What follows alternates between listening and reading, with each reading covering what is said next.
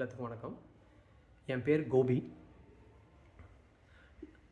நான் வந்து தனி ஒருவன் அப்படின்ற படத்தில் சொன்ன விஷயத்தை பற்றி இன்றைக்கி பேச போகிறோம். அதாவது தனி ஒருவன் படத்தில் பார்த்திங்க அப்படின்னா, வாழ்க்கையில் ஒரு ஐடியாவை பிடி, அந்த ஐடியாவே வாழ்க்கையாக மாற்று அப்படின்னு சொல்லுவாங்க.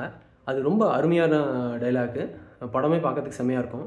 ஆனால் அந்த மாதிரி நிஜ வாழ்க்கையில் யாராவது ஒரு ஹீரோ இருக்காங்களா, இதெல்லாம் படத்துக்கு தான் சாத்தியமா அப்படின்னு பார்க்கும்போது, நான் கண்ட ஒரு நிஜமான ஹீரோ தனி ஒருவன் வந்து திரு ஞானபிரகாசம் ஐயா. அவங்கள பற்றி, அவங்க எப்படி தனி ஒரு ஹீரோ, அவங்க என்ன பண்ணாங்க, சாதித்தாங்க அப்படின்றத பற்றி இன்றைக்கி பார்க்கலாம் நம்ம. ஓகேங்களா? எல்லாருமே வாழ்க்கையில் நிறைய பிரச்சனைகள் வந்திருக்கும். அந்த பிரச்சனைகளை ஒவ்வொருத்தங்களும் ஒவ்வொரு மாதிரி ஹேண்டில் பண்ணுவோம். ஒரு சிலர் அந்த பிரச்சனையிலே மாட்டிக்கிட்டு முழிச்சு வாழ்க்கை பூரா தொலைச்சிருவோம். ஒரு சிலர் அந்த ஒவ்வொரு பிரச்சனையுமே ஒரு ஆப்பர்ச்சுனிட்டியாக மாற்றுறவங்களும் இருக்கிறாங்க. அதை பெரிய ஆப்பர்ச்சுனிட்டியை மாற்றி வாழ்க்கையவே மாற்றக்கூடிய அளவில் போய் கொண்டு போகிறவங்களும் இருக்கிறாங்க. அந்த வகையில் ஞானபிரகாசம் ஐயா அப்படிங்கிறவர் பார்த்திங்க அப்படின்னா, அவர் வந்து ஜஸ்ட்டு ஒரு சாதாரண விவசாய குடும்பத்தில் பிறந்தவர் தான். ஒரு ஏழ்மையான குடும்பத்தில் பிறந்தவர் தான். அவர் வந்து ஒரு சித்த வைத்தியர், அவ்வளோதான். அவருக்குன்னு ஒரு 1.25 ஏக்கர் நிலத்தில் அவர் விவசாயம் பண்ணிகிட்டு இருக்காரு. ஆனால் 40 வருஷத்துக்கு முன்னாடி ஏற்பட்ட கடும் பஞ்சம், தமிழகத்தில் ஏற்பட்ட கடும் பஞ்சம் அவரை வித்தியாசமாக திங்க் பண்ண வச்சுருக்கு. அவர் அந்த கடும் பஞ்சத்தை, தான் வயலில் ஏற்பட்ட பஞ்சத்தை பார்த்து, தான் செடிகள் செத்துக்கிட்டு இருக்கேன், என்னால் காப்பாற்ற முடியல, என்னால் வந்து என் குடும்பத்துக்கு வந்து தேவையான உணவு ஏற்படுத்தி கொடுக்க முடியல, கொஞ்சோண்டு தண்ணி இருந்தால் போதுமே, இன்னும் கொஞ்சம் இருந்திருந்தால் காப்பாற்றிருக்கலாமே அப்படின்ட்டு அந்த வாய்க்கால் பூத்து போச்சு. வாய்க்காலில் தண்ணி வர வேண்டியது வரல, கேணியில் தண்ணி இல்லை, போர் தண்ணி இல்லை, என்ன பண்ணுறதுன்னு தெரியாமல் தவிச்சிக்கிட்டு இருந்தப்ப, மழை தண்ணிக்காக ஏங்கிட்டு இருந்தப்ப மழையும் பெஞ்சிருக்கு, கொஞ்ச நாளில் மழையும் பெஞ்சிருக்கு. ஆனால் கொஞ்சம் மழை தான். ஆனாலும் அந்த கொஞ்சம் மழை தான் தண்ணிக்கு தேவைக்கு அதிகமாக போயிட்டதுனால, அன்னைக்கு தேவைக்கு அதிகமாக போயிட்டதுனால உடனே திறந்துவிட வேண்டியது. அவ்வளோ நாளும் தண்ணிக்கு எந்த தண்ணிக்காக வெயிட் பண்ணிகிட்டு இருந்தாரோ, அந்த தண்ணி கிடைக்கும் போது அந்த தண்ணியை சேமிக்க முடியாமல் வாய்க்காலை வெட்டி விட்டு தான் எல்லாரும் வெளியில் அனுப்புகிறாங்க. அதே மாதிரி தான் இவரும் தண்ணியை வெளியில் அனுப்பியிருக்காரு. அப்படி அனுப்பும்போது பட்ட வேதனையை பார்த்துட்டு, ஆஹா, நான் எந்த தண்ணிக்காக வாழ்க்கை பூரா ஒரு வருஷம் பூரா நான் வேதனைப்பட்டுக்கிட்டு இருந்தனோ, அந்த தண்ணியை நான் இன்றைக்கி மழை பெஞ்சப்போ வெளியில் தள்ளி விட்டுறேனே அப்படின்றத எண்ணி வெதும்பி போயிருக்காரு.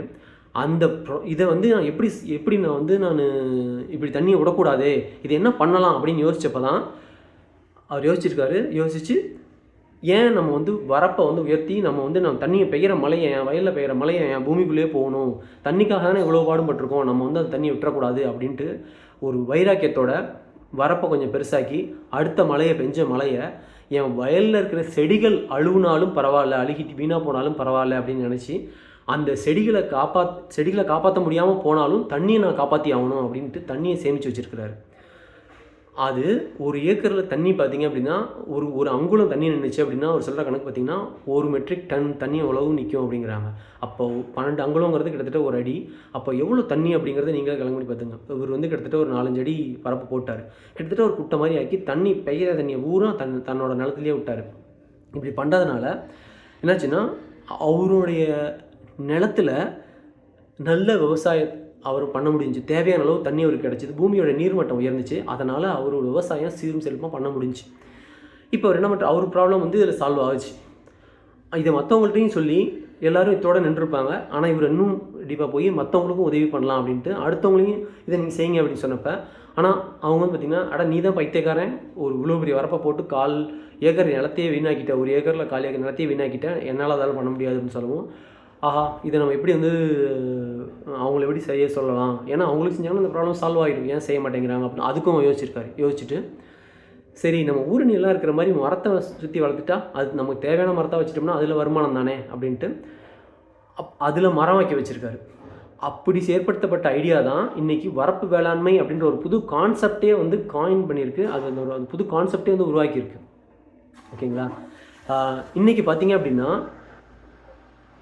தமிழ்நாடு பூரா கிட்டத்தட்ட இவருடைய கடுமையான உழைப்பினால, ஒரு 40 வருஷ உழைப்பினால இன்றைக்கி கிட்டத்தட்ட 25,000 ஏக்கர் நிலத்தில் வந்து பார்த்திங்க அப்படின்னா வரப்பு உயர்த்தி, இதுக்கு பேர் வந்து தமிழர் வேளாண்மை அப்படின்ற இந்த கான்செப்ட்டுக்கு தமிழர் வேளாண்மைன்னு ஒரு பேர் வச்சு, அதை வந்து கிட்டத்தட்ட 25,000 ஏக்கரில் இதை பண்ணிக்கிட்டு இருக்காங்க. இதன் மூலம் என்ன நடக்குதுன்னு நீங்கள் சிம்பிளாக யோசிச்சு பார்த்தீங்க அப்படின்னா, தான் ஒருத்தரோட ப்ராப்ளத்தை, அந்த சின்ன ப்ராப்ளத்தை அப்படியே விட்டுட்டு போயிடாமல் என்ன பண்ணியிருக்காரு அப்படின்னா, அதை ஒரு குளோபல் ப்ராப்ளமாக எல்லாத்துக்கும் இதானே ப்ராப்ளம் அப்படின்னு நினச்சி அந்த ப்ராப்ளத்தை டீப்பாக திங்க் பண்ணி அந்த ப்ராப்ளத்தை சால்வ் பண்ணி தனக்கு மட்டும் சால்வ் பண்ணிக்காமல் தான் சுற்றி இருக்கிறவங்க எல்லாத்துக்குமே அதை சால்வ் பண்ண கொடுத்து இன்றைக்கி ஒரு புதிய மெத்தடையே உருவாக்கியிருக்கார், ஒரு புதிய புரட்சியை உருவாக்கியிருக்கார். இது என்ன அவ்வளோ பெரிய புரட்சி அப்படின்னு பார்த்தீங்க அப்படின்னா, இந்த தமிழர் வேளாண்மை அப்படின்ற இந்த விஷயத்தால் என்ன லாபம் அப்படின்னு பார்த்தீங்க அப்படின்னா, உங்களுக்கு உங்களோட நிலத்தடி நீர்மட்டம் உயருது. அப்புறம் பார்த்தீங்க அப்படின்னா குளோபல் வார்மிங்னு இன்றைக்கி சொல்கிறோம்ல, அந்த குளோபல் வார்மிங்க்கே இது சொல்யூஷன் ஆகும். ஒவ்வொருவரும் தன்னோட வயலில், ஏன்னா விவசாய நிலம் தமிழ்நாட்டில் நிறைய இருக்குது, அந்த ஒவ்வொரு வயல்லையும் நம்ம தண்ணியை நிப்பாட்டணும் அப்படின்னோம்னா வெள்ளமே வராது. சென்னை போன்ற பகுதிகளுக்கு வெள்ளமே வராது, வேறு எந்த ஊர்லேயுமே வெள்ளம் வராது. அது விவசாயிகளால் தான் காப்பாற்ற முடியும். இன்றைக்கி விவசாயிகள்லாம் செத்துக்கிட்டு இருக்காங்க. ஆனால் இவர் சொல்கிற முறைப்படி இந்த முறைப்படி பார்த்திங்க அப்படின்னா விவசாயிகள் தன்னிறைவு பெற்று வாழ முடியும், நல்ல லாபம் ஈட்ட முடியும், தனக்கு தேவையான ஃப்ரீடம் அதில் கிடைக்குது, முழு சுதந்திரத்தோட விவசாயத்தை சிறப்பாக செய்ய முடியும். ஓகே, அந்த மாதிரியான விஷயத்தை இன்றைக்கி தமிழ்நாடு முழுக்க பரப்பிட்டு இருக்கார். தமிழர் வேளாண்மை அப்படிங்கிறது இப்போ தமிழ்நாடு பூரா உலகம் பூராமே இன்னும் கொஞ்ச நாள் பேசப்படும். அந்த அளவுக்கு சீரன் சிறப்பாக எடுத்துகிட்டு போயிருக்காரு. இவர் ஒருத்தர் தன்னுடைய ஒரு பிரச்சனையை இந்த தனி ஒருவன் படத்தில் சொன்ன மாதிரி எடுத்துக்கிட்டு அதை உலகம் பூரா இன்றைக்கி கொண்டு போகிற அளவுக்கு கொண்டு போய் பல மக்களுக்கு அது அந்த ப்ராப்ளமே இல்லாமல் போகிற அளவுக்கு அதை சால்வ் பண்ணியிருக்காரு அப்படின்னு நினைக்கும்போது எனக்கு ரொம்ப பெருமையாக இருக்குது. இது எனக்கு ரொம்ப ஆர்வத்தை ஏற்படுத்துது. இது மாதிரி நம்ம ஊரில் இருக்கிற ஒரு ஒரு ஒரு 50 பேர் அவங்கவுங்க தன்னுடைய ஒரு ப்ராப்ளத்தை எடுத்து அதை எப்படி சால்வ் பண்ணலாம் அப்படின்னு டீப்பாக திங்க் பண்ண ஆரம்பிச்சிட்டாங்க அப்படின்னாலே தமிழ்நாடு சொர்க்க பூமியாக தான் மாறும். அப்படி தான் அந்த காலத்தில் நம்ம சித்தர்கள்லாம் வாழ்ந்துருக்குறாங்க. அந்த நிலைமை திரும்ப வரணும் அப்படின்னு நான் வேண்டிக்கிறேன். அது மட்டும் இல்லை, இந்த மாதிரியான ஒரு சின்ன சின்ன ப்ராப்ளத்தை தான் அதுக்கு நம்ம இன்னும் உங்களுக்கெல்லாம் புரிகிற மாதிரியான எக்ஸாம்பிளில் சொல்லணும் அப்படின்னு பார்த்தீங்க அப்படின்னா, ஃபேஸ்புக்கும் பார்த்திங்கன்னா இந்த மாதிரி ஒரு சின்ன ப்ராப்ளம் தான். தன்னுடைய தொலைஞ்சு போன காதலின்னு சொல்கிறாங்க, அவங்கள தேட ஆரம்பித்ததுக்காக உருவாக்கப்பட்ட சைட் தான் ஃபேஸ்புக்கே. இன்றைக்கி இவ்வளோ பெரிய சைட்டாக உலகம் பூரா இருக்கிறதுக்கு அந்த மாதிரியான ஒரு சின்ன ஒரு ப்ராப்ளம் தான் காரணமாக இருந்துச்சு. அது மாதிரி தான் அமேசானும் தன்னிட்ட அந்த பழைய புக்குகள் எப்படி விற்கலாம் அப்படின்னு ஒரு தன்னுடைய கார் ஷெட்டில் ஆரம்பிக்கப்பட்ட ஒரு கம்பெனி தான் அமேசான். அது இன்றைக்கி உலகம் பூரா எவ்வளோ பெருசாக இருக்குது, எவ்வளோ பெரிய ஆதிக்கம் செலுத்திக்கிட்டு இருக்குது அப்படிங்கிறது உங்களுக்கே நல்லா தெரியும்.